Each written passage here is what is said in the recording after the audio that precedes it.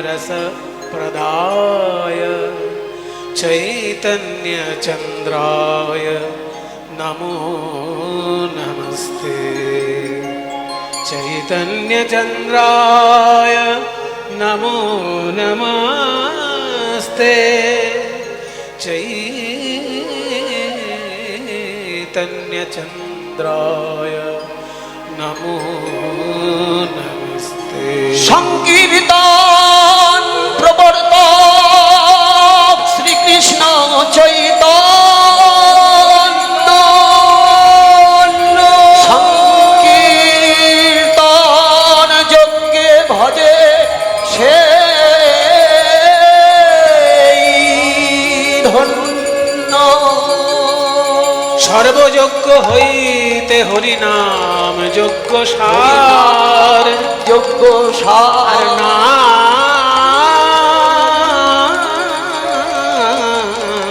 বিনা কলি যুগে গতি নাহি আর। জানি তাই উপস্থিত সকল গৌর গোবিন্দ অনুরাগী ভক্তবৃন্দ, সবার শ্রী চরণে আমার কোটি কোটি দণ্ডবত প্রণাম। আজ আমরা সকলে সমবেত হয়েছি শ্রী হরিনাম সংকীর্তনের উৎসবের ৫১তম বর্ষে। আমি যখন বহু বছর আগে এই গ্রামে এসেছিলাম, এই কীর্তনের একটু আগে যেমন একজন প্রচার করছিলেন, এইবার অমুক গাইবেন, এতক্ষণ অমুক গাইলেন, এবার অমুক গাইবেন, ঠিক তেমনি ওই সময় একজন ভদ্রলোক এইখানে মাইকে বলতেন যে এতক্ষণ যিনি গান গাইলেন তিনি এই নামের কীর্তনে এতক্ষণ গান গাইলেন, এবার যিনি উঠবেন তার নাম এই, তার সময়সীমা এই। এরকম সময়সীমা উল্লেখ করে কিন্তু উনি বলতেন। ওইটা বেশ আমার ভালো লাগতো শুনতে, কারণ সাধারণত এরকম শোনা যায় না। ওই ভদ্রলোকের নামটা কি আমি ভুলে গেছি, শিবকুমার সাহা। আচ্ছা, ওনার নাম শিবকুমার সাহা। কি সুকুমার? সুকুমার, সুকুমার সাহা। আচ্ছা, সুকুমার সাহা, খুব ভালো লাগলো। কারণ ওই চিত্রটাই দেখুন, হাজার হাজার গ্রামে গান গেয়েছি তো, এক একটা গ্রামের এক একটা চিত্র হয়তো মনে আছে, সব জায়গার সব ঘটনা হয়তো মনে নেই, কিন্তু এই গ্রামের ওই চিত্রটি আমার মনে আছে যে উনি যখন ঘোষণা করতেন এরপর যিনি গাইবেন ৮টা ১৫ থেকে ১১টা ১৫ পর্যন্ত, এরকম সময় ধরে ধরে বেশ মজা করে উল্লেখ করতেন। আমার খুব ভালো লাগতো শুনতে। তা আজকে ভালো লাগছে, আমাদের কীর্তন জগতের একজন বিশিষ্ট মানুষ শ্রী বিশ্বনাথ ভট্টাচার্য মহাশয়, উনিও সামনে রয়েছেন। উনি এই গ্রামের মানুষ, কিন্তু বহু বছর আগে যখন বোলপুরে প্রথম কীর্তন করতে আসি, একদম সেই প্রথম কীর্তনের আসরে উনি উপস্থিত ছিলেন।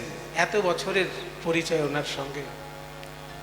তা যে কথায় আমি বলছিলাম, চৈতন্য মহাপ্রভু যদি আমাদের মধ্যে না আসতেন তাহলে বাঙালির কি অবস্থা হতো।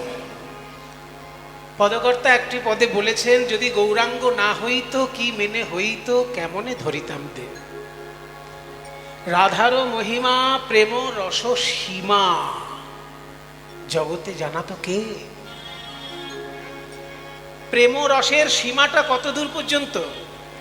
আমরা সিনেমায় দেখি একটা নায়ক একটা নায়িকাকে ভালোবাসে, কিংবা একটা নায়িকা একটা নায়ককে ভালোবাসলো, অনেক ঝুট ঝামেলার মধ্যে দিয়ে ভেতরে গুন্ডা টুন্ডা অনেক ঝামেলা করলো, তবু নায়ক জিতলো, সব লড়াইতে নায়ক জিতলো, শেষকালে নায়ক নায়িকার মিলন হলো।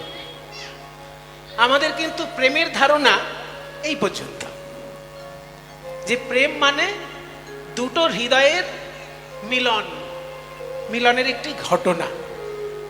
Let me not to the marriage of true minds admit impediment.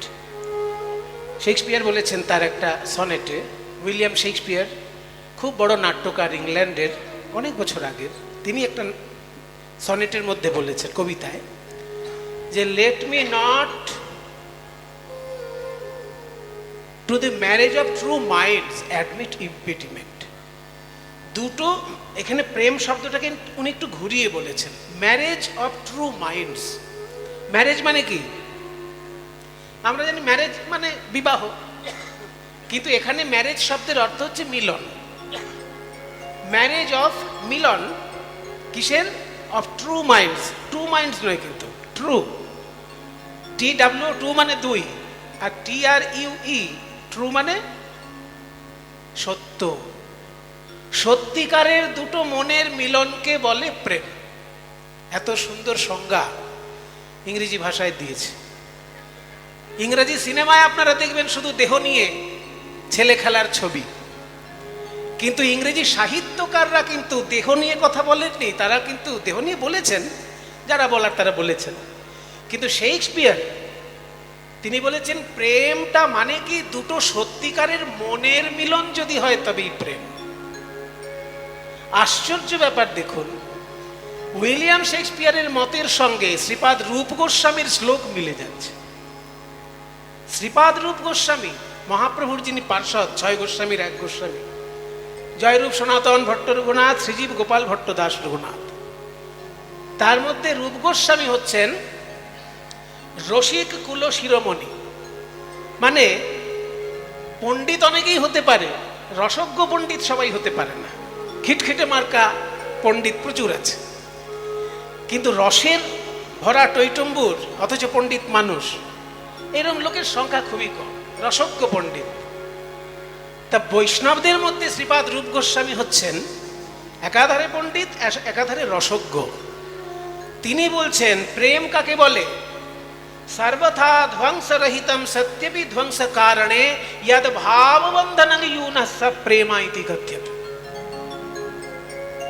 কি মজার ব্যাপার দেখুন, 7 সমুদ্র 13 নদী পারে উইলিয়াম শেক্সপিয়ার ইংল্যান্ডের মানুষ, তিনি যে কথা বলছেন 7 সমুদ্র 13 নদী পারে ইংল্যান্ডে বসে, সেই কথা আমরা শুনতে পাচ্ছি আমাদের দেশের বৈষ্ণব চূড়ামণি রূপ গোস্বামীর কথা।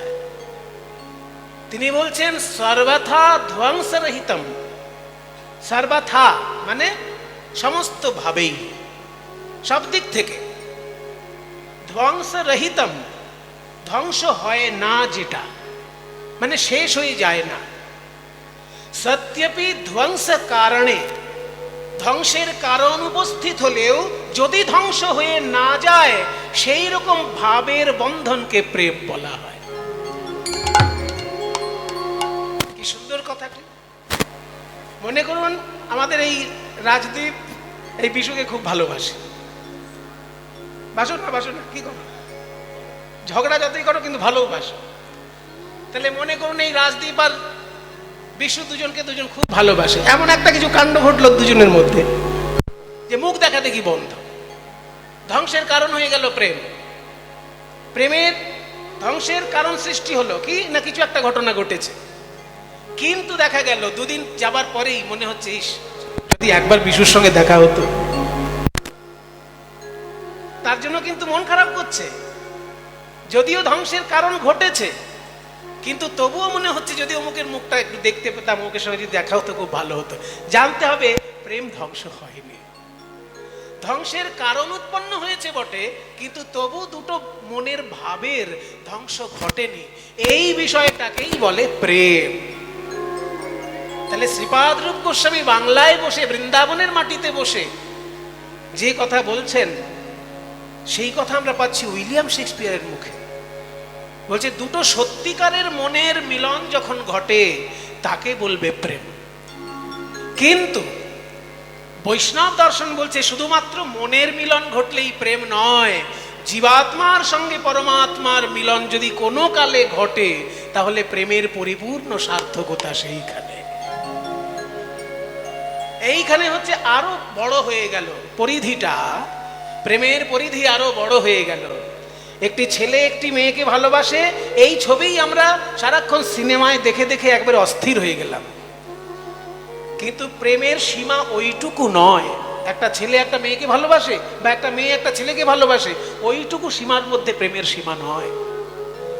আমি যখন ভারতবর্ষকে ভালোবাসবো, আমি যখন আমার বাংলাকে ভালোবাসবো, সবার উপরে আমার পৃথিবীকে ভালোবাসবো, তখন জানতে হবে যে আমার প্রেমটা আর একটু বড় হয়েছে, সংকীর্ণতা থেকে আমি বেরিয়ে আসতে পারছি।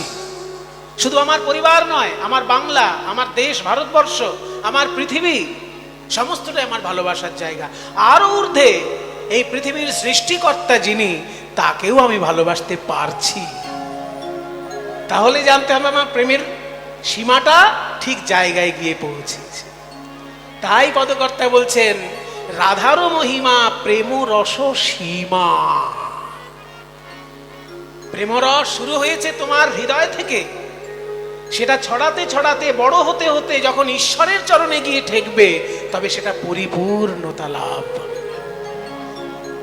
রাধার মহিমা প্রেম রস সীমা, ওই রাধার মহিমা মহাভাব স্বরূপিণী, ওই রাধার মহিমা মহাভাব স্বরূপিণী। বলি কৃষ্ণ কান্তা শিরোমণি, ওই মহাভাব বিলাসিনী কৃষ্ণ কান্দা শিরোমণি, ওই মহাভাব বিলাসিনী স্বরূপিণী কৃষ্ণ কান্দা স্বরূপিণী রাধা ভাব বিলাসিনী।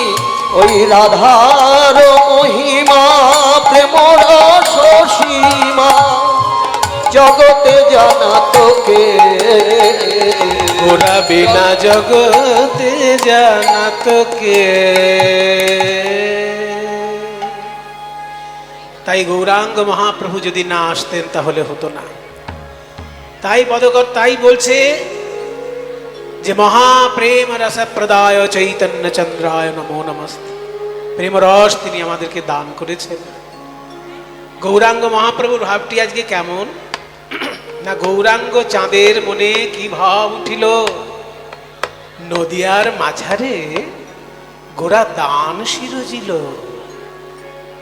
গৌরাঙ্গ মহাপ্রভু আজকে নবদ্বীপে কি করছেন বলে, দাম কিসের দান চাহে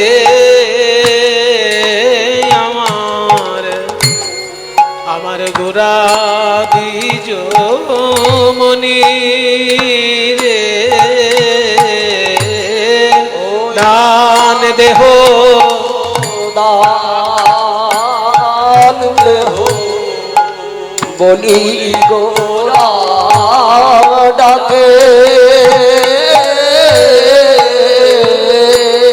নদিয়ার রমণী গণ পড়িল বিপাকে, আহারে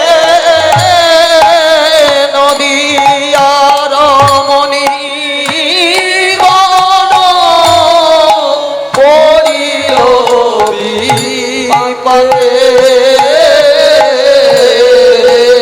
অদ্ভুত ব্যাপার। মহাপ্রভু আজকে যে কাণ্ডটি করছেন বাবা, যারা গৌরাঙ্গ ভক্ত তারা শুনলে কিন্তু আমার উপর খুব রাগ করবেন। গৌরাঙ্গ মহাপ্রভুকে আমরা অত্যন্ত ভালোবাসি, বাসতে পারি বা না পারি, মুখে তো অন্তত বলি। কিন্তু সেই গৌরাঙ্গ মহাপ্রভু আজকে কাণ্ডটি কি করছেন, একটা বিরাট বড় লাঠি নিয়ে রাস্তা আগলে দাঁড়িয়েছেন। মহাপ্রভু রাস্তা আগলে দাঁড়িয়েছেন, কাউকে যেতে দেবেন না। কেন? নিমাই, তুমি আজকে রাস্তা আগলে দাঁড়িয়েছো কেন? বলছে আমি কাউকে যেতে দেব না। দেহদান দেহদান দেহদান দেহদান, আমি অন্য কিছু চাই না, দান দেহদান দেহদান, অন্য কিছু চাই না, দান দেহদান দেহদান। দাঁড়াও দাঁড়াও, কি বলছো মাথায় ঢুকছে না। কিসের দান মানেটা কি? এইখানে এখন যে বারবার বলছি দেহ দান, এখানে দান শব্দের অর্থ কিন্তু কিছু দান করা নয়। আমরা দান মানে বুঝি কি কিছু দেওয়া, যেমন শ্রাদ্ধে ষোড়শ দান আছে, কাউকে কিছু দান করা, এটা কি দেওয়া সেই অর্থে বলছে না। এখানে দান শব্দের অর্থ হচ্ছে কর, যাকে ইংরেজিতে বলে ট্যাক্স। বা বাংলা আবার অন্য নামও আছে, শুল্ক, খাজনা। তাহলে কর, শুল্ক, খাজনা। ইংরেজিতে বলে ট্যাক্স বা লেভিও বলে। তাহলে এইগুলো মহাপ্রভু বলছেন আমাকে কর দাও। এবার চিন্তা করুন, মহাপ্রভু যদি লাঠি নিয়ে রাস্তা আগলে কর চায় কারোর কাছে, সেটা লোকের ভালো লাগবে? মহাপ্রভু সুন্দর সুন্দর সংস্কৃত শ্লোক বলে ব্যাখ্যা করবেন, তার শুনতে ভালো লাগবে। কিন্তু কর আদায় করার জন্য যদি লাঠি নিয়ে রাস্তায় নামে, সেটা কার ভালো লাগবে? তাই নদিয়ার রমণীগণ পড়িল বিপাকে। নবদ্বীপের মেয়েরা রমণীগণ, তারা ভাবছে এই রূপ তো আমরা জীবনে দেখিনি বাবা। আমরা সবসময় ভয়ে ভয়ে রাস্তায় হাঁটতাম নবদ্বীপে, কিন্তু এই নিমাইটা আসার জন্য আমাদের সেই ভয় থেকে এখন বেঁচেছি। জানেন তো, চৈতন্য মহাপ্রভু বাংলায় আসার ফলে বাঙালি একটু ভয় থেকে বেঁচেছে। কারণ শাসক ছিল বিধর্মী। বিধর্মী শাসক সবসময় চাইবে যে অন্য ধর্মের লোকেরা যেন মাথা নত করে থাকে। তাই তখন বাংলার শাসক ছিল বিধর্মী। তারা প্রত্যেকটি ব্যাপারে সনাতন ধর্মকে বারবার আহত করার চেষ্টা করত। তার দুটো উদাহরণ দিচ্ছি আমি। একটা উদাহরণ হচ্ছে জিজিয়া কর।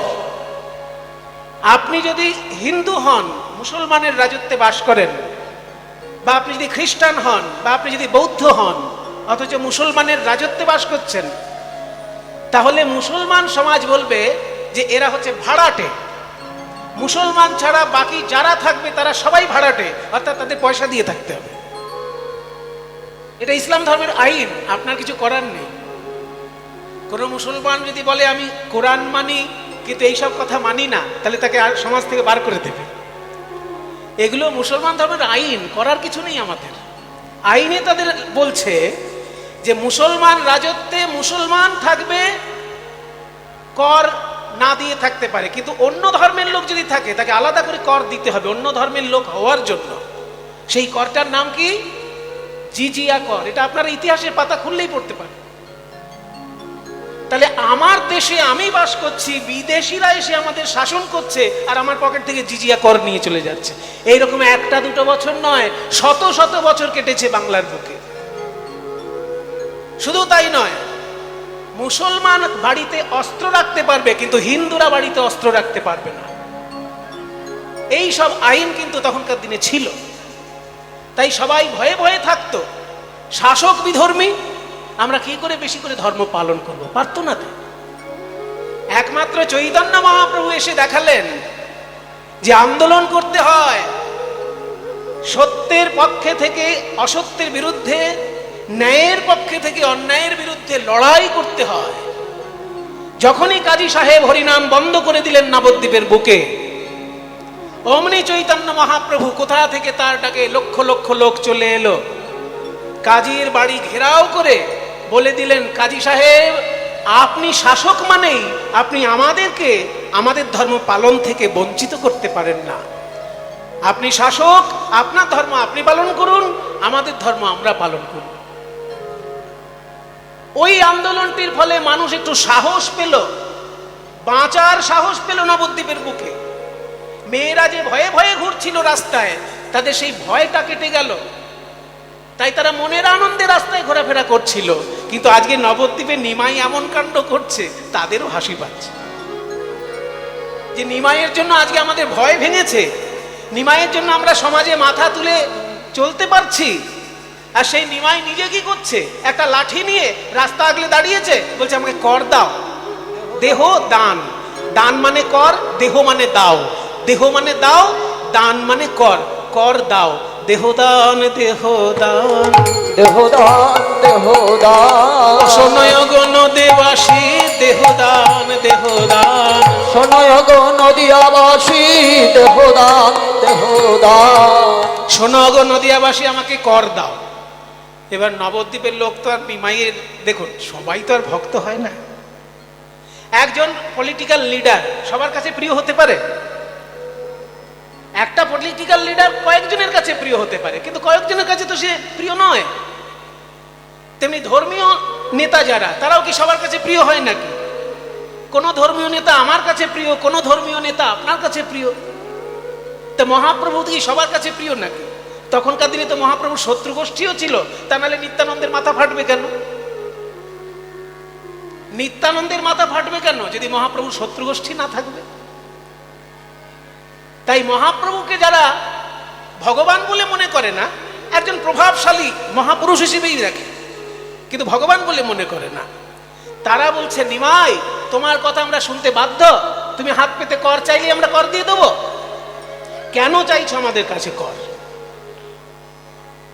কিসের দান চাহে আমার গোরা দিজ মনি গো, ওই কিসের দান চাহে আমার গোরা দিজ মনি গো। প্রভু কেন বেত্র দিয়া আগুলিয়া রাখয়ে তরুণী। আরে বেত্র দিয়া আগুলিয়া রাখয়ে তরুণী, বেত্র দিয়া আগুলিয়া রাখয়ে তরুণী। দেখুন আপনারা কিন্তু আমাকে বকা দিতে পারবেন না, কারণ আমি যে গান গাইছি এই গান কিন্তু আমি বানিয়ে গাইছি না। যদি বলেন যে মহাপ্রভু সম্পর্কে এইসব উল্টোপাল্টা কথা কেন বলছো, আছে চৈতন্য চরিতামৃতে এরকম লেখা আছে, চৈতন্য ভাগবতে এরকম লেখা। চৈতন্য চরিতামৃত চৈতন্য ভাগবতে পাবেন না। কিন্তু আমি কোথা থেকে বলছি? যার পদ বলছি তিনি আবার মহাপ্রভুরই সঙ্গী, কাজে অস্বীকার করারও কোনো উপায় নেই। এই গান যিনি লিখেছেন তিনি মহাপ্রভুর সঙ্গী, মহাপ্রভুর পার্ষদ, তার নাম একটু পরেই শুনতে পাবেন আপনারা। তিনি বলছেন যে আজকে লাঠি সোটা নিয়ে মহাপ্রভু রাস্তা আগলে বলছেন আমাকে কর দাও, কিন্তু কর দাও বললেই কি কেউ কর দিয়ে দেবে? আমি যদি আপনার বাড়িতে গিয়ে বলি আমাকে ট্যাক্স দিন, দেবেন? হ্যাঁ, পাগল নাকি? কীর্তন গাইতে এসেছো, কীর্তন গাও, দলের খরচা টরচা পেয়ে যাও, কিন্তু ট্যাক্স তোমাকে দিতে যাবো কেন? ট্যাক্স দিতে গেলে মিউনিসিপ্যালিটি অফিসে দেবো বা পঞ্চায়েত অফিসে দেবো, আমরা সাধারণ লোকে কেন ট্যাক্স দেবো? নিমাই, কর যদি দিতে হয় তোমাকে কোন দুঃখে দেব? কর যদি দিতে হয় কাজী সাহেবের বাড়িতে গিয়ে দেবো। তখনকার দিনে কর দিতে হতো কাজী সাহেবের বাড়িতে গিয়ে। তাহলে কর যদি দিতে হয় কাজী সাহেবের বাড়িতে গিয়ে দেবো, তোমাকে দেবো কোন দুঃখে? গৌর সুন্দর বলছেন কাজী সাহেবকে যে কর দেবে সেটা অন্য কর, আর আমি যে কর চাইছি সেটা অন্য ধরনের কর। বলে বাবা তুমি আবার কি কর চাইছো? বলে আমরা কর দিই কেন, কিসের জন্য ট্যাক্স দিই? অনেক কারণে ট্যাক্স দিই। জমি কিনলে ট্যাক্স দিই, বাড়ি কিনলে ট্যাক্স দিই, গাড়ি কিনলে ট্যাক্স দিই, গয়না কিনলে ট্যাক্স দিই, এমনকি চাল ডাল কিনলেও ট্যাক্স দিই, যেখানে জিএসটি বলে লেখা থাকে। জিএসটি আছে না, দেখবেন যেটাই কিনতে যাবেন দোকানে ছোট্ট করে একটা জায়গায় লেখা আছে জিএসটি এত টাকা, দাম এত টাকা, জিএসটি এত টাকা, টোটাল এত। তাহলে ট্যাক্স তো আমরা সমস্ত ব্যাপারেই দিচ্ছি, কিন্তু নিমাই তোমাকে দেবো কেন?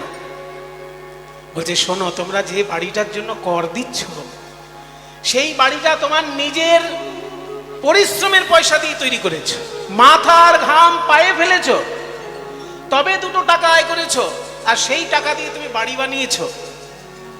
কিন্তু সেই বাড়িটা কি তুমি বয়ে নিয়ে যেতে পারবে?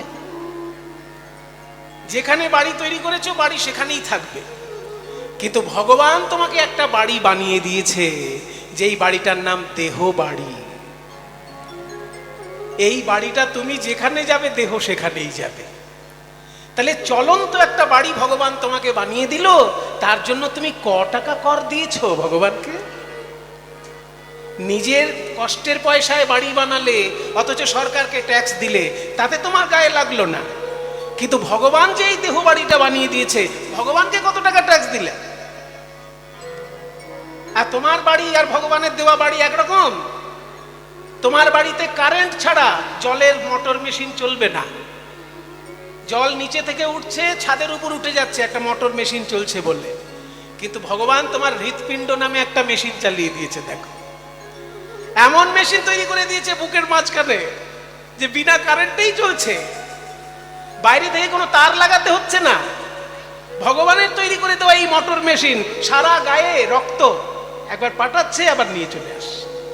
তাহলে ভগবানের তৈরি বাড়ি, ভগবানের তৈরি এত নখানা দরজা, এই যে দুটি চোখ, দুটি কান, নাকের দুটি ছিদ্র, মুখের একটি ছিদ্র, পায়ু উপস্থ, 9টি দরজা বানিয়ে দিয়েছে ভগবান তোমাকে। একটা দরজা কত খরচা?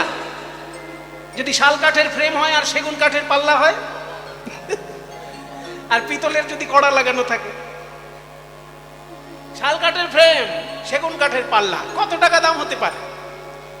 তা 9খানা দরজা ভগবান বানিয়ে দিয়েছে। লালন ফকির কি বলেছেন? 8 কুঠুরি 9 দরজাটা, মাঝে মাঝে ঝরকা কাটা। 8 কুঠুরি দরজাটা, মাঝে মাঝে ঝরকা কাটা। আবার তার উপরে সদর কোঠা, তার উপরে সদর কোঠা।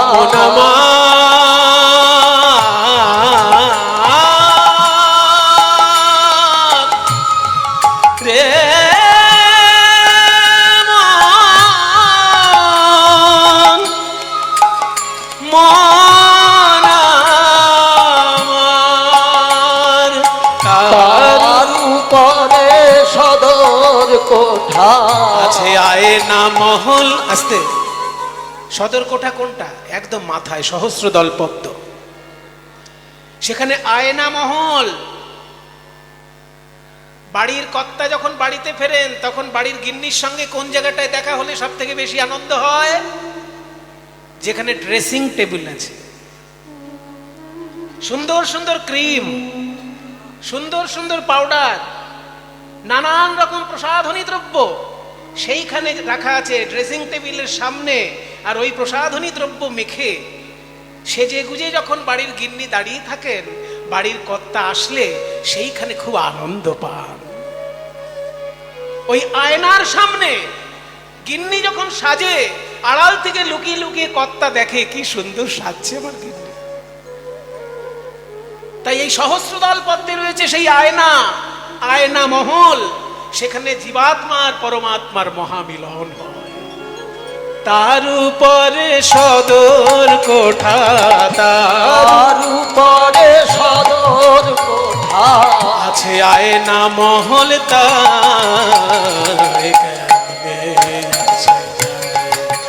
আমি গাইব না এই গানটা পুরোটা, কারণ আপনারা পরশুদিনই বোধহয় বাউল গান শুনবেন। যারা বাউল আসবেন তাদেরকে এইসব তত্ত্বপূর্ণ গান গাইতে বলবেন, কারণ এগুলো আমাদের বাংলার সাধনার গান। এগুলো সাধনার গান, ছেলে খেলার জিনিস নয়। তাই বলছে যে ভগবান যে বাড়ি বানিয়ে দিল তাতে 8টা কুঠুরি 9টি দরজা, এত দামি বাড়ি ভগবান বানিয়ে দিল, তুমি যেখানে যাবে বাড়িও তোমার সঙ্গে যাবে। তাহলে তার জন্য তুমি কত টাকা ট্যাক্স দিলে ভগবানকে? নবদ্বীপের লোক মাথা নিচু করে বলছে, নিমাই তোমার যুক্তি আমরা পরিষ্কার ভাবে বুঝে গেছি। এই দেহটা দিয়েছে ভগবান, তাই কর দিতে হবে ভগবানকে। ভগবানের হয়ে তুমিই চাইছো সেই কর, ভালো কথা। বলো কত টাকা কর দিলে তুমি খুশি হবে? গৌরসুন্দর বলছেন, টাকা? টাকা দিয়ে কোনোদিন ভগবানের ঋণ শোধ করা যায়? টাকা দিয়ে কোনোদিন মায়ের দুধের ঋণ শোধ করা যায়? টাকা দিয়ে যেমন কোনোদিন মায়ের দুধের ঋণ শোধ হয় না, তেমনি টাকা দিয়ে ভগবানকেও তুমি ট্যাক্স দিতে পারবে না। ওমা, তাহলে দেবটা কি? ওইটাই তো বলছি, দিতেই যদি হয় তাহলে দেহদান, দেহদান, দেহদান, দেহদান। বলি দেহ আমায় করো দান, দেহদান, দেহদান। তোমাদের দেহ আমায় করো দান, দেহদান, দেহদান। তোমাদের দেহ আমায় করো দান। নিমাই, নিমাই, আমাদের এই দেহ তুমি নেবে? আমাদের এই দেহ তুমি নেবে? আপনারা কারা দেহ দিতে চান মহাপ্রভুকে? মনে করুন চৈতন্য মহাপ্রভু যদি এখানে এসে বলেন আপনাদেরকে যে আমি তোমাদের কাছে দেহ চাইছি, কারা দেবেন? যেসব মায়েরা দেবেন তারা একবার উলুধ্বনি দিন দেখি। ও বাবা, বাবা বাবা, অনেক মায়েরা রাজি আছে, মহাপ্রভুকে দেহ দান করে দেবেন বলছে। যেমন অনেকে আছে না, মেডিকেল কলেজকে দেহ দান করে দেয়, যে আমার এই দেহটা নিয়ে পরীক্ষা নিরীক্ষা চলবে, রোগ ব্যাধির চিকিৎসায় কাজে লাগবে। যার চোখ নেই আমার দেহটা থেকে চোখ উপরে তাকে বসাবে, যার কিডনি নেই আমার কিডনিটা নিয়ে তার কিডনিতে বসাবে। হ্যাঁ, অনেকে দেহ দান করে হাসপাতালে। তেমনি মহাপ্রভু দেহ চাইলে আপনারা অনেকে দেবেন। আচ্ছা বাবারা কি করবেন? মায়েরা তো উলুধ্বনি দেবেন দেহ, তাহলে একবার বাহু তুলে নিতাই গৌর হরি বল। বাবারাও বলছে আমরা দেহ দিয়ে দেব, মায়েরাও বলছে দেহ দেব, বাবারাও বলছে দেহ দেব। কিন্তু প্রশ্ন আছে একটা, আমাদের দেহ নিয়ে তুমি কি করবে সেইটা আমাদের জানাতে হবে। যেমন সরকার যদি কারোর বাড়ি কেড়ে নেয়, মনে করুন ট্যাক্স দিতে পারলো না বলে একটা বাড়ি কেড়ে নিল সরকার, এত ট্যাক্স ফাঁকি দিয়েছে যে সরকার বাড়িটাই কেড়ে নিল, হতে পারে। কিন্তু বাড়ি যদি কেড়ে নেয় সরকার, সেই বাড়িটাকে হয় হাসপাতাল বানিয়ে দেবে, নয় একটা স্কুল বানিয়ে দেবে। মানে সমাজ সেবামূলক কোনো একটা কাজে সেই বাড়িটা লাগাবে। পার্টি অফিস করবে না আশা করি। পার্টি অফিস করলে নিজে জমি কিনে ঘর তৈরি করে বানান, কারো বাড়ি দখল করে করা উচিত না পার্টি অফিস। কিন্তু সরকার যদি কোনো বাড়ি কেড়ে নেয়, সেই বাড়িটাকে হয় হাসপাতাল বানাবে, নয় কি বললাম স্কুল বানাবে। তার মানে জনসেবার কাজে লাগবে সেটা। তা নিমাই, আমাদের এই দেহটা যদি বাড়ি হয়, তুমি যদি সেই বাড়িটা নিয়ে নাও, কি কাজে লাগাবে আমাদেরকে বলো। গৌর সুন্দর বলছেন, তোমাদের দেহ যদি আমায় দিয়ে দাও, আমি কি করব জানো? সেই রূপ গোস্বামীর শ্লোক। রূপ গোস্বামী বলছে, তুণ্ডে তাণ্ডবিনী রতিং বিতনুতে তুণ্ডা বলিলা বুধাইয়ে করণা ক্রোড়ে কডম্বিনী ঘটয়তে করণারুদেভ্য স্পৃহাম চেত প্রাঙ্গন সঙ্গিনী বিজয়তে সর্বেন্দ্রিয়াণাং কৃতিম নো জানে জনিতা কিয়দ ভিরমৃতৈঃ কৃষ্ণেতি বর্ণদ্বয়ী। আমি যে শ্লোকটা বললাম, এই শ্লোকটি শ্রীপাদ রূপ গোস্বামী লিখেছেন একটি নাটকে। রূপ গোস্বামীর লেখা দুটি নাটক আছে।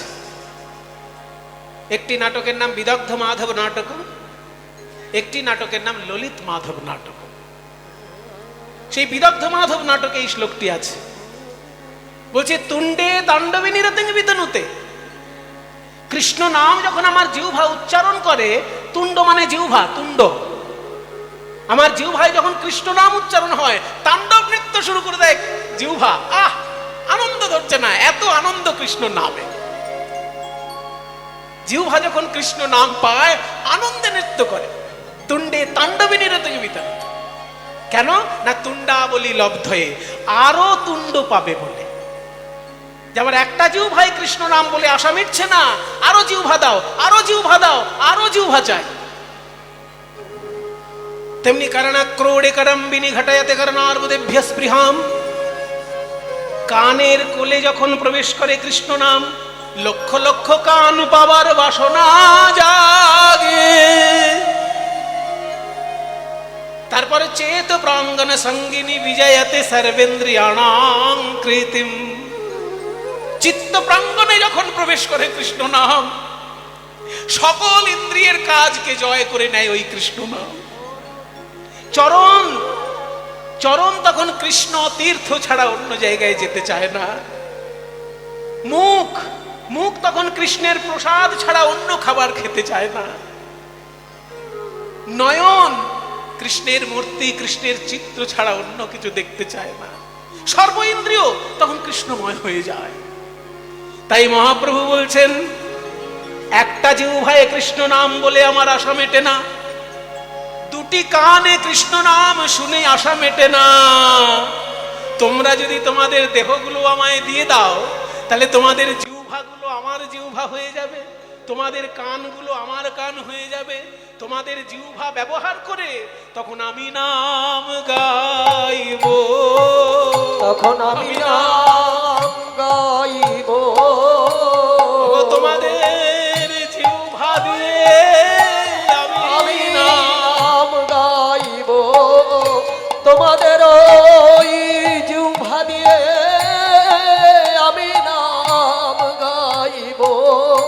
আমি নাম শুনব, তখন আমি নাম শুনব, আমি নাম শুনব, আমি নাম শুনব। তোমাদের কর্ণ দিয়ে, তখন আমি নাম শুনব, তোমাদের ওই কর্ণ দিয়ে, তোমাদের হৃদয় মন্দিরে বসে, তোমাদের ওই কর্ণ দিয়ে, হৃদয় মন্দিরে বসে, তোমাদের ওই কর্ণ দিয়ে, হৃদয়ে বসে, তোমাদের কর্ণ দিয়ে, হৃদয়ে বসে, তোমাদের ওই কর্ণ, হৃদয় মন্দিরে বসে, তোমাদের ওই কর্ণ দিয়ে, হৃদয় মন্দিরে বসে তখন আমি নাম গাইব। হরি বল, হরি বল। তোমাদের দেহগুলো যদি আমি পাই, তোমাদের জিহ্বা তখন আমার জিহ্বা, তোমাদের কান তখন আমার কান, তোমাদের জিহ্বা ব্যবহার করে আমি নাম গাইবো, তোমাদের কান ব্যবহার করে আমি নাম শুনবো, কারণ তোমাদের হৃদয়ে মন্দিরে আমি তখন গিয়ে বসবো। মায়েরা, এই হচ্ছে দেহদান। আপনাকে নাম গাইতে হবে না, আপনি শুধু দেহটা মহাপ্রভুকে দিয়ে দিন, মহাপ্রভু নাম গাইবেন। আপনাকে শুনতেও হবে না গান, মহাপ্রভুকে দেহ দিয়ে দিন, মহাপ্রভু শুনবেন কীর্তন। একটা গোপন সূত্র শিখিয়ে দিচ্ছি আজকে আপনাদেরকে। যখনই কোথাও কীর্তন শুনতে যাবেন, ছেলেকে, মেয়েকে, বাচ্চাকে সঙ্গে নিয়ে যাবেন আর বলবেন, বাবা এই দেহটা শুধু এখানে বসে থাকছে, আমরা কেউ কীর্তন শোনার মালিক নই, কীর্তন শুনছেন মহাপ্রভু আমাদের হৃদয়ে বসে। এইটা যদি ঠিক করে বলতে পারেন, আপনাকে আলাদা করে দেহদান করতে হবে না, এটাই দেহদান হয়ে গেল। মহাপ্রভু চরণে দেহদান করার দুটো পথ আছে, একটা কঠিন পথ, একটা সহজ পথ। কঠিন পথ কোনটা? রূপ সনাতনের মতন যারা সর্বস্ব ত্যাগ করে পথে বেরিয়ে যায়, হা গৌরাঙ্গ তোমার হলাম বলে, সর্বস্ব ত্যাগ করে জীবনটা উৎসর্গ করে দিল গৌরাঙ্গ মহাপ্রভুর নামে। রামদাস বাবাজি মহারাজ, রাধারমন চরণ দাস দেব, ভক্তি সিদ্ধান্ত সরস্বতী, এসি ভক্তি বেদান্ত স্বামী, এনারা যারা, তারা জীবনটা দিয়ে দিয়েছেন গোবিন্দ চরণ। এটা কঠিন পথ, এটা সবার জন্য সম্ভব নয়, কিন্তু সাধারণ মানুষের একটা সহজ পথ আছে মহাপ্রভুকে দেহদান করার। কোন ভাগবত পাঠের আসরে বসে বা কোনো কীর্তন গানের আসরে বসে শুধু চোখ বন্ধ করে বসবেন আর বলবেন, হে গৌর সুন্দর আমার হৃদয়ে এসে তুমি বসো। এখানে কীর্তন হচ্ছে, আমি কিছু বুঝি না কীর্তনের, এই যে বড় বড় তাল হচ্ছে, কীর্তনীয় হাত এরকম করছে এরকম করছে, ওগুলো আমি কিচ্ছু বুঝি না, তুমি শোনো ঠাকুর, আমার এই হৃদয়কে আলো করে আমার হৃদয় আসনে বসে তুমি শোনো। আমার আছে হৃদয় যন্ত্র বাজাও এসে তুমি, আর আমার আছে যন্ত্র বাজাও এসে তুমি, অধম সেবকে মাগে চরণ দুখানি, অধম সেবকে মাগে চরণ দুখানি। তোমরা এসো দুটি ভাই গৌর তোমরা নিতাই, এসো দুটি ভাই গৌর নিতাই, দ্বিজমণি দ্বিজ, ওই এসো দুটি ভাই গৌর নিতাই, দ্বিজমণি দ্বিজরাজ হে, এসো দুটি ভাই গৌর নিতাই, দ্বিজমণি দ্বিজরাজ হে। আমি বুঝিব চরণ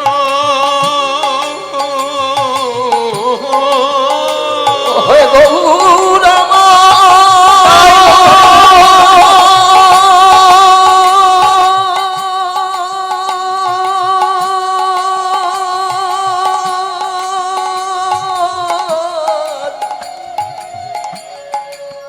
প্রাণ গৌর হে।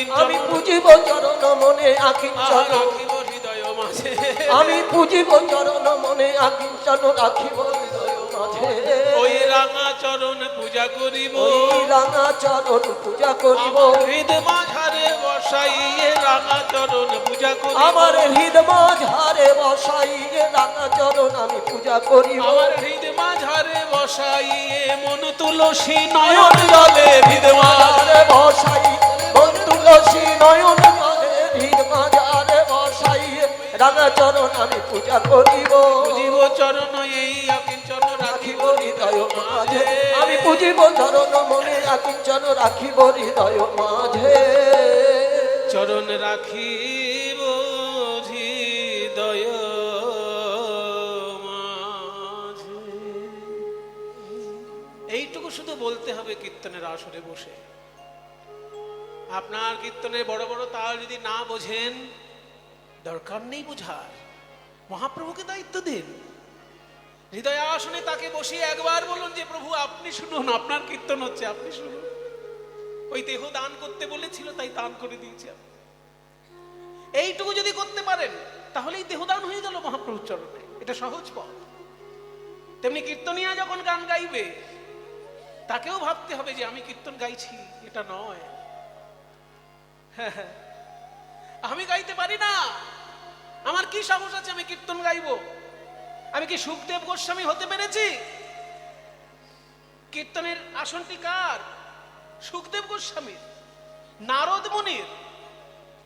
নারদ মুনি কীর্তন গেয়েছেন, সুখদেব গোস্বামী কীর্তন গেয়েছেন। তাদের মতন শুদ্ধতা বজায় রেখে আমি কিছু পারছি না? তাদের 100 ভাগের 1 ভাগ পারবো? তাই আমি কীর্তনের অধিকারী নই। শুধু ভাবতে হবে যে অনেক ভাগ্যের ফলে এইখানে দাঁড়ানোর সৌভাগ্য পেয়েছি, মহাপ্রভুর সামনে তার গুণগান গাইবার সুযোগ পেয়েছি অনেক ভাগ্যের ফলে। গায়ক আমি নই। হে গৌর হরি, এই যে তোমার দেহ, তুমি এইখানে উদয় হয়ে তোমার গান তুমি গাও প্রভু। এইটুকু যদি কোনো কীর্তনিয়া বলতে পারেন, হয়ে গেল তার কীর্তন গান, হয়ে গেল তার মহাপ্রভুর চরণে দেহ দান। তাই মহাপ্রভু বলছেন তোমাদের দেহটা আমি নেব কেন জানো? তোমাদের দেহ নিয়ে আমি নাম গাইব, তোমাদের কান দিয়ে আমি গান শুনব। আর সেই কীর্তন গাইবার যদি কোনো সুফল থাকে, সেই নাম শোনার যদি কোনো সুফল থাকে, সেগুলো তোমরা পেয়ে যাবে। সুফল তোমরা পাও, কিন্তু দেহটা আমায় দাও, আমি গান গাইবো, আমি শুনবো, তার সুফল তার পুণ্য সব তোমরা পাও। এবার আপনারাই বলুন, আপনার যদি জমি থাকে, একজন যদি এসে বলে আমি চাষ করে দেব অথচ ফসল নেব না, তাহলে আপনার কেমন আনন্দ হবে? একটা চাষি এসে বলছে আমার জমি নেই কিন্তু আমি চাষ করতে ভালোবাসি, আমি শুধু চাষ করতে চাই ভাই, ওটা না করলে আমি থাকতে পারি না। জমিটা তোমার, আমাকে একটু শুধু চাষ করতে দাও, ফসল যা হবে তুমিই নেবে, আমার চাষ করতে বড় ভালো লাগে, আমাকে একটু চাষ করতে দাও। তখন আনন্দ হবে কি না যে আমাকে চাষ করতে হলো না অথচ ফসল আমি পেয়ে গেলাম। ঠিক তেমনি দেহটা গৌরাঙ্গ মহাপ্রভু নেবেন, আমাকে কিছুই করতে হবে না, উনিই কীর্তন গাইবেন, উনিই কীর্তন শুনবেন, অথচ তার পুণ্য যদি কিছু থাকে আমাকে দিয়ে দেবে বলছে। তাহলে তোমরা সবাই দেহ দান করবে। তাহলে আরেকবার সবাই উলুধ্বনি আর হরিধ্বনি দিয়ে জানিয়ে দিন, নিতাই গৌর প্রেমানন্দে হরি হরি। এই দেখো গৌর হরি, সবাই হাত তুলে হরি বল বলেছে, সবাই তোমার চরণে দেহ দান করবে বলেছে। গৌর সুন্দরের মুখে তখন মৃদু হাসি, আহা, কলিজীব তাহলে আমাকে দেহ দান করছে, আমি তাদের দেহ নিয়ে কৃষ্ণ ভজন করছি। কিন্তু পদকর্তা বাসুদেব ঘোষ মহাপ্রভুর বন্ধু হয়, সে কানে কানে গিয়ে বলছে, আচ্ছা নিমাই আমাকে একটা কথা বলবে? হ্যাঁ বলো। তুমি তো জীবকে অনেকভাবেই শিক্ষা দিয়েছ, কিন্তু কর আদায় করার ছলনায় জীব শিক্ষা দেবার হঠাৎ ইচ্ছাটা কেন হলো তোমার? তখন বাসুদেব ঘোষের কানে কানে বলছে, বুঝলে না, আমি যখন কৃষ্ণ ছিলাম তখন একদিন গোপীদের কাছে কর আদায় করার জন্য দাঁড়িয়েছিলাম, সে অনেক রসিকতার গল্প করেছি কর আদায় করার ছলনায়। সেইটা আজকে আমার মনে পড়েছে, তাই আমি আজকে কর আদায় করার ছলনায় জীবকে তত্ত্ব শিক্ষা দিলাম। কৃষ্ণ অবতারে আমি এইভাবে সাধিয়াছি দান রে। কৃষ্ণ অবতারে আমি এইভাবে সাধিয়াছি দান। কৃষ্ণ অবতারে আমি এইভাবে সাধিয়াছি দান। আজ সে ভাব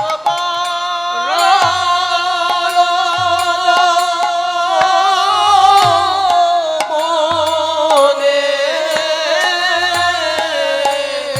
বাসু ঘোষে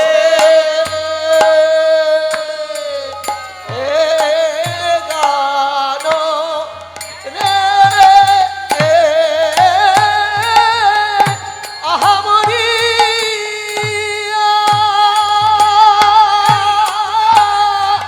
মরি রে কহে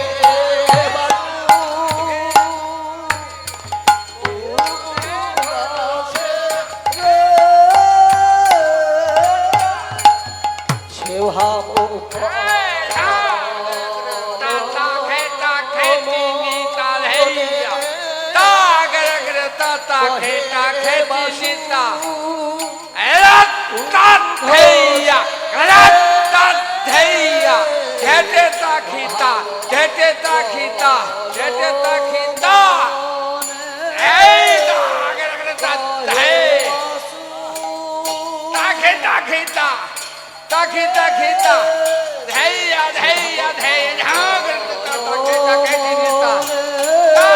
কহে বাসু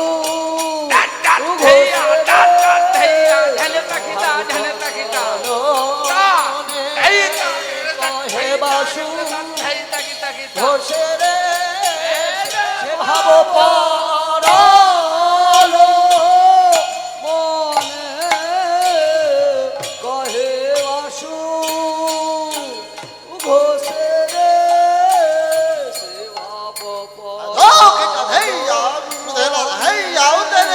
রে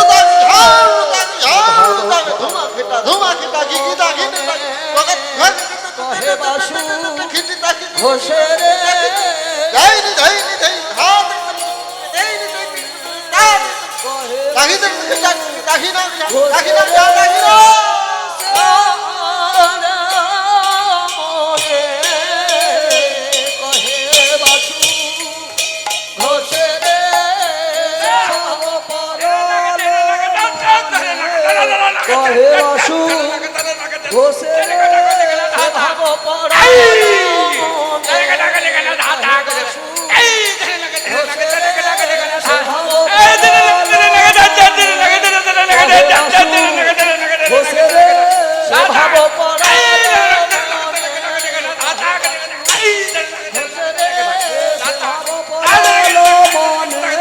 কহে বাসু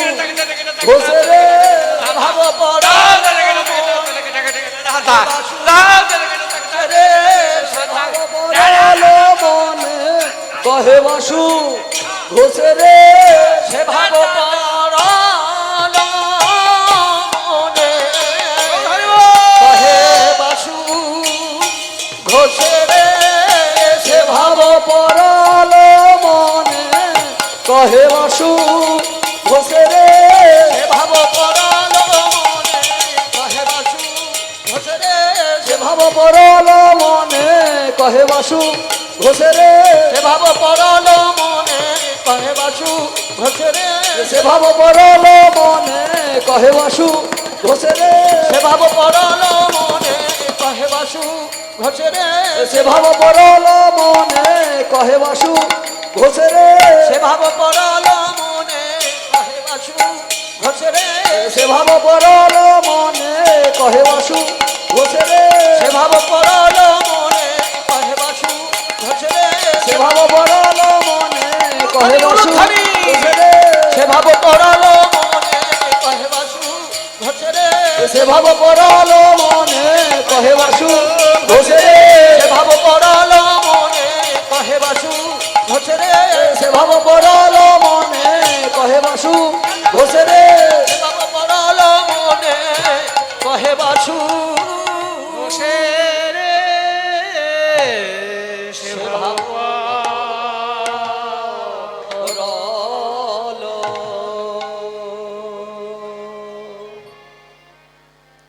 बन्धे नन्द ब्रज स्त्रीणां पादरेणुमभिक्षणाश दासा हरि कथोदित पुनदे भुवनत्रयम् वन्दे नन्द व्रजस्त्रीणा पादरेणुमभीक्ष्णाश दासां हरिकथोदित पुनते भुवनत्रयम् वन्दे नन्द व्रजस्त्रीणा पादरेणुमभीक्ष्णाश दासां हरिकथोदित पुनते भुवनत्रयम् हरि नयन भोरी हरो हरि नयन भोरी हरो हरि नयन भोरी गोपी वल्लभ राधा मदन मोह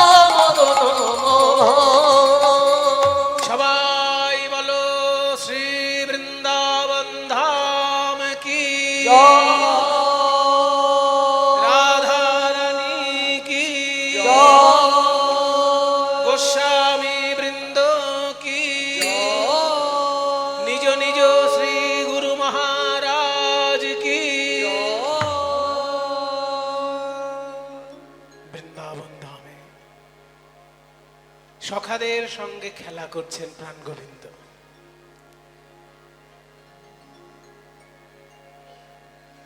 এ বেশ হলো বিরাট শিশু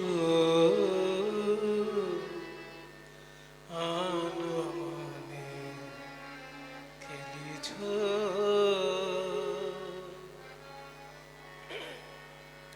নিত্য তুমি।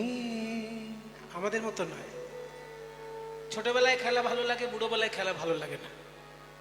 মনে করুন বাচ্চারা খেলতে ভালোবাসে, কিন্তু ইনি কি খেলতে যাবেন বাচ্চাদের সঙ্গে? কিন্তু ভগবান সত্য যুগেও খেলেছেন, ত্রেতা যুগেও খেলেছেন, দাপর যুগেও খেলেছেন, কলি যুগে হরিনামের খেলাও খেলেছেন। তাই অনিত্য খেলা নয়, তা নিত্য চিরকালের খেলা। তুমি হে উদার সুখে দুঃখে অবিকার।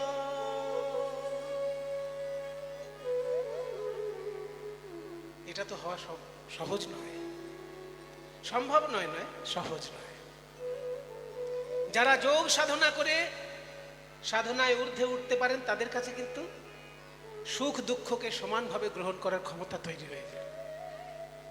শ্রীমদ্ ভগবদ গীতার পাতা খুলে দেখুন, সেখানে লেখা আছে দুঃখেষু অনুদ্বিগ্ন মনা সুখেষু বিগত স্পৃহ বীত রাগ ভয় ক্রোধ স্থিতধীর মুনির উচ্যতে। মুনি কাকে বলে? এই প্রশ্নের উত্তরে স্থিতধী মুনি কাকে বলে? স্থিত ধী মানে যার বুদ্ধিটা নড়াচড়া করে না, ধীর স্থির বুদ্ধি, সেরকম মুনি কে? না দুঃখেষু অনুদ্বিগ্ন মনা, যে দুঃখে উদ্বিগ্ন হয় না। পৃথিবীর মধ্যে সব থেকে দুঃখ বড় কোনটা? ছোট দুঃখ, বড় দুঃখ, মাঝারি দুঃখ, নানা রকম দুঃখ আছে, কিন্তু সব থেকে বড় দুঃখ কোনটা জানেন?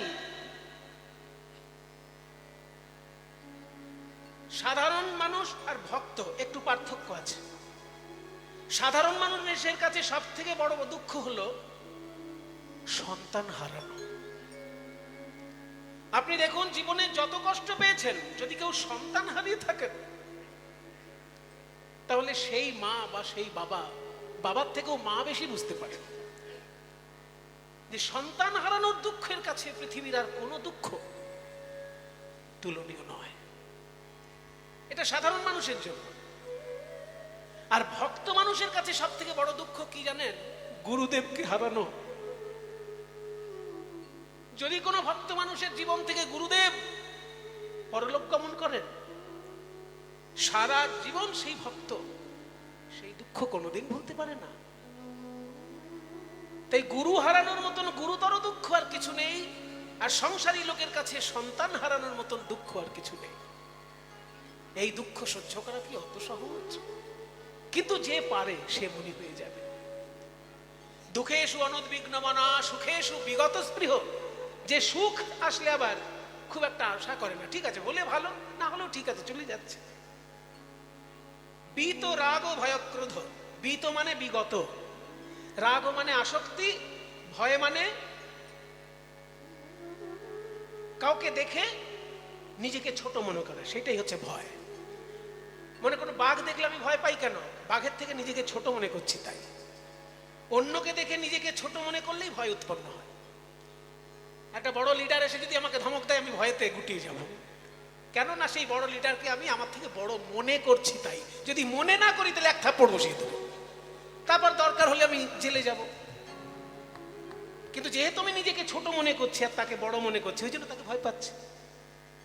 তাই অন্যকে বড় মনে করে নিজেকে ছোট মনে করলেই ভয়। তাহলে বীত রাগ ও ভয় ক্রোধ, এবং ক্রোধ যার জীবনে থাকবে না, ভয় যার জীবনে থাকবে না, আসক্তি যার জীবনে থাকবে না, এই রকম মানুষকে বলে স্থিতধী মুনি।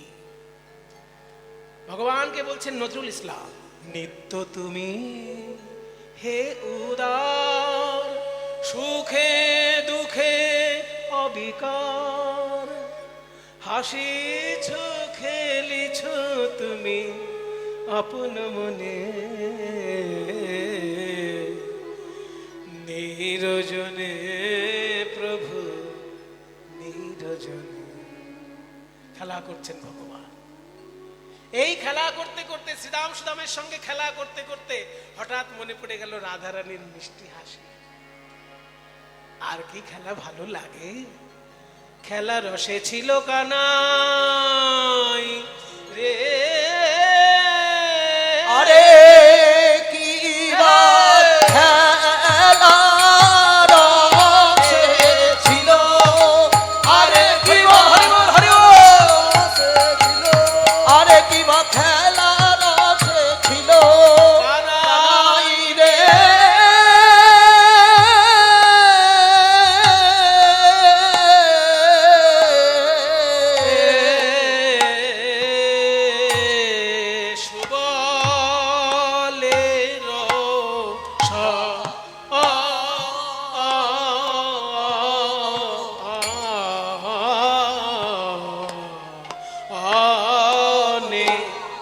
সুবলের সনে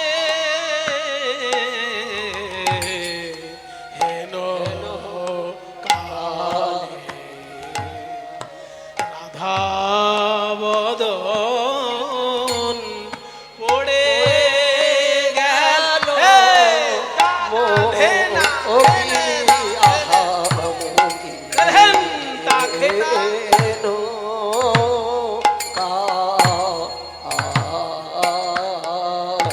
গোবিন্দের আমার আর তো খেলা ভালো ভালো লাগে না, ভালো লাগে না, লাগে না গো ও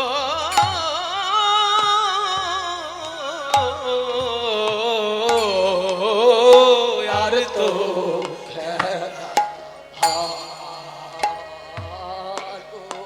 ও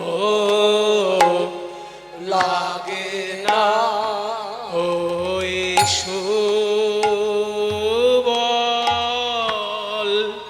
সুবলের ভাব, ভাব মাখা বদন হে রে গোবিন্দের আর তো খেলা ভালো ভালো লাগে না ওই সুবলের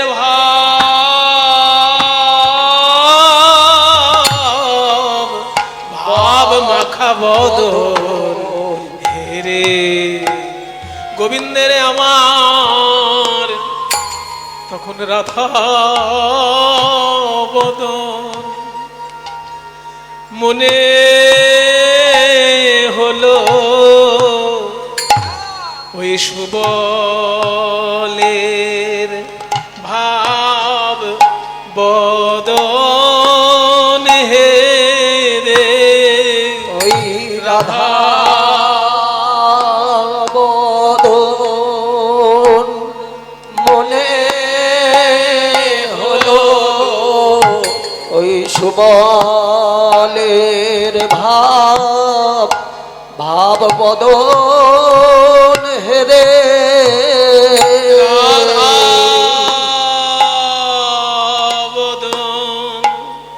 বদন মনে হলো ওই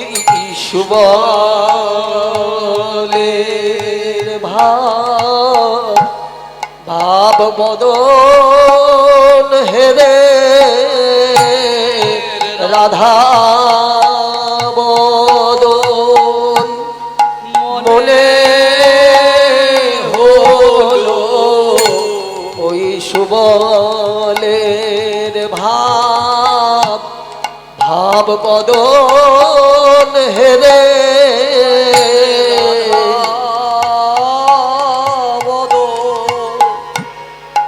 মনে হলো ওই সুবলের ভাব বদন হেরে স্বরূপিণী রাধে আমার শ্যামবক্ষ বিলাসিনী রাধে রাধে রমণী মুকুটমণি রাধে রমণী মুকুটমণি রাধে সে যে ধন্যাধনী রূপে গুণে ত্রিভুবনে এই বৃন্দাবনে বৃন্দাবনে বৃষভানুরাজ নন্দিনী নন্দিনী এই ব্রজর সুন্দরী গণের শিরোমণি অষ্ট সখীর মধ্যমণি সেই রায়ধনী আমার কোথায় আছে ওরে সুবল সখা বলে দে কেমন করে তার দর্শন পাব সুবল সুবল রে আমার বলাই দাদাকে একটু ঘুমিয়েছে দেখ তো ওইদিকে দেখ ওইদিকে ঘুমোচ্ছে ভালো করে দেখ সত্যিকারের ঘুম না কপট ঘুম ঘুমাচ্ছে তো তাহলে আর জাগাস না